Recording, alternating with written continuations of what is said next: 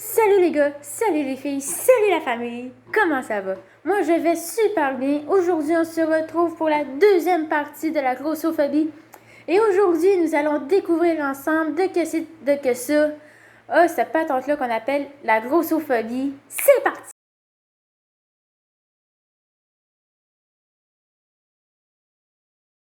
La grossophobie, malgré que le mot phobie dedans, c'est pas la peur des gros, c'est pas la peur de prendre du poids. C'est de juger et de critiquer. Dans le fond, c'est vraiment au niveau de la discrimination. C'est comme, on peut comparer ça à l'homophobie, même s'il y a l'homophobie dedans, c'est pas la peur des homosexuels, c'est encore là, ça touche le fait de les discriminer, de les juger. Si on regarde tout autour de nous, il y a tout le temps au moins une affaire qui nous envoie comme message que d'être gros ou grosse, ce n'est pas acceptable dans la société. Donc du coup, on est tous touchés par ça, et chacun a son opinion à savoir le pourquoi du comment.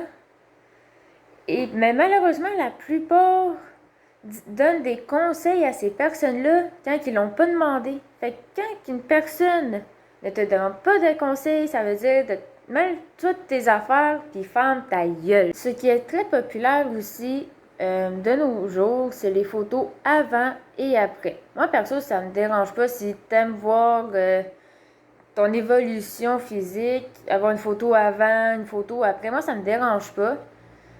Je suis pas pour, je suis pas contre. Il faut juste que tu respectes ton avant, parce que c'est ton avant qui fait que tu es devenu le après d'aujourd'hui. C'est important de le respecter parce que sans le avant, il n'y aurait pas eu d'après. Mais comme je vous dis, je suis pas pour, je suis pas contre, mais en même temps, faut juste faire attention parce que c'est de quoi de tranchant. T'sais, autant que ça peut être encourageant pour soi-même de continuer, pour ceux qui veulent absolument perdre du poids, mais en même temps, ça peut nourrir les préjugés, ça peut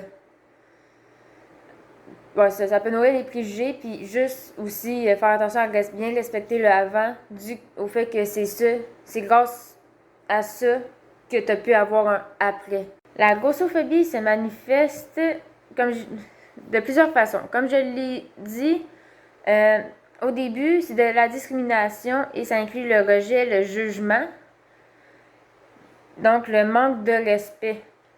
Et souvent, ça veut, même si on ne juge pas à voix haute, juste le regard, la façon qu'on va le regarder, c'est signe qu'on le juge. Et même en le pensant, même s'il l'entend pas, on est en train de le juger. Donc, on rentre dans la grossophobie. Et quand on juge de façon négative, on est plus souvent porté à le rejeter. Et il y en a beaucoup qui ont avoué qu'à cause de ça, ils n'avaient pas fait les choix de vie qu'ils auraient voulu faire. Donc, il y en a qui se sont empêchés de se lancer dans une relation amoureuse. Il y en a d'autres qui n'ont pas poussé leurs études plus loin et qui n'ont pas donc pu avoir leur travail de leur rêve à cause qu'ils se sentaient tout le temps rejetés, qu'ils se sentaient pas à la hauteur. Ils disaient qu'à cause de ça, ils croyaient qu'ils n'avaient pas le droit au bonheur, d'avoir les mêmes idéaux, qu'ils n'avaient pas le droit au succès. Mais pourtant, ils ont le droit, comme n'importe qui, ils ont le droit d'être respectés, de connaître le succès, le bonheur. Ils ont le droit d'avoir des rêves. Et je ne comprends pas, en fait, pourquoi qu'on ne les accepte pas. C'est vrai, il y a tellement eu d'évolution pour toutes sortes, pour plein d'autres affaires. Mais pour ça, on est resté bloqué. Aujourd'hui, oui, il y a encore du chemin à faire au niveau de l'homophobie, mais ce que je veux dire, c'est qu'on ils sont de plus en plus acceptés. Ils ont le droit de crier haut et fort qu'ils le sont. on va faire comme, ok, c'est chill pour toi, mais les personnes grosses, si eux autres, on continue à les juger autant, fait que je le comprends pas. Là, quand ça se fait que là-dessus, on n'est pas foutu d'évoluer, de les accepter puis de comprendre que c'est des humains. Hein, comme n'importe qui d'autre, qu'ils ont le droit au même respect. La grossophobie peut être aussi envers soi-même. Euh, Quand on dit qu'il faudrait que je perde du poids, faudrait que je mange mieux, bouge plus, euh, ça peut être signe de grossophobie envers soi-même. C'est pas toujours le cas. Il y en a qui veulent faire plus de sport pour se mettre en forme, mais souvent, ça peut être signe de grossophobie envers soi-même. Et les personnes dites en surpoids peuvent être aussi grossophobes, oui, envers elles-mêmes, mais envers les autres aussi. Et ça, c'est dû au fait qu'on leur bombarde tellement de messages qu'à un moment donné, la fois, c'est à croire que le fait d'être gros, c'est synonyme de ah ben la personne bouge pas, elle mange plus, puis c'est pas nécessairement vrai. Parce que si on regarde, il y a des médicaments que des personnes doivent prendre, donc des médicaments prescrits, qui font prendre du poids, c'est un des effets secondaires. Donc, du coup, la personne a beau faire attention à ce qu'elle mange, mais à cause des médicaments, ils vont quand même en prendre, à cause que c'est un des effets secondaires qui peut, eux, y avoir. Il y a aussi le fait que si la personne a eu un accident de travail et qu'il ne peut pas bouger parce que, c'est peut pas trop forcer, doit être en arrêt de travail, ça se peut que quand il va retourner au travailler, tout dépendamment, ça se peut qu'il n'aille pris un peu. Puis c'est pas nécessairement parce qu'il voulait pas bouger. Donc du coup, tout ça, ça fait qu'en fait, on ne sait pas qu'est-ce qui s'est passé, qu'est-ce qui a fait que la personne a pris un peu de masse. Donc, on n'a pas besoin de commencer à dire ah, t'as juste à plus bouger, là, puis ça va bien aller, tu vas voir, tu vas fondre, tu vas mieux te sentir. Puis de toute façon, si la personne se sent bien dans sa peau, on n'a pas à dire l'inverse. Si la personne se sent bien, je pense qu'on a le droit, en fait, on devrait la laisser tranquille. Souvent, on va féliciter les gens qui ont perdu du poids. Je dis pas que c'est mal, je dis pas que c'est bien.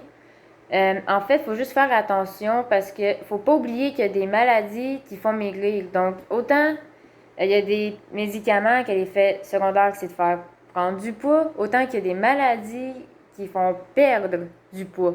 Donc, quand tu n'es pas sûr que si c'était un projet de vouloir maigrir, arrive pas en mode félicitations, parce que peut-être qu'en réalité, elle va dire non, non, je suis malade. Donc, du coup, juste rien dire. Puis si elle arrive comme. Puis si elle en parle, du genre, ouais, j'ai perdu du poids, je suis bien contente. Là, oui, un petit encouragement, ça peut toujours faire plaisir. Ou si la personne, bon, tu la connais, puis elle t'avait parlé qu'elle voulait perdre du poids, puis que là, tu remarques que ça l'a commencé, là, ok, c'est toujours le fun, un petit encouragement, ça fait toujours du bien. Mais quand que tu ne sais pas trop ce qui s'est passé, peut-être juste attendre un petit peu, d'avoir quelques indices avant d'arriver puis de faire une petite remarque sur son poids. Parce que même si c'était pas méchant, ça peut être, la personne peut mal le prendre, même si c'était pas ça le but.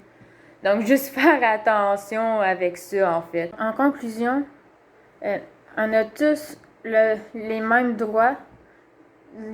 La question de poids ne devrait même pas être là. Peu importe comment tu pèses, excusez, je suis en train de vous échapper.